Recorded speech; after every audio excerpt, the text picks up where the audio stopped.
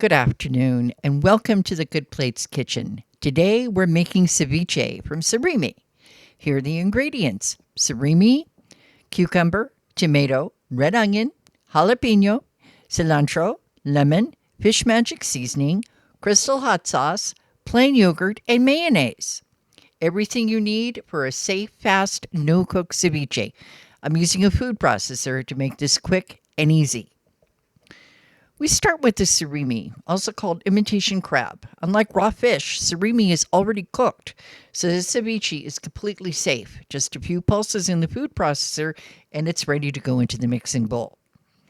Next is cucumber. We're going to process it separately so it stays crisp, then add it to the bowl with the surimi. You can peel it or not, your choice. Tomatoes are processed quickly, just enough to chop them without turning them watery. Then add them to the bowl. Next comes the jalapeno. Process it finely so the heat distributes evenly through the ceviche. Put a napkin over your nose as you take off the top. It's spicy! The red onion and cilantro go in together. Processing them at the same time lets the onion flavor coat the cilantro leaves, giving the whole dish more depth.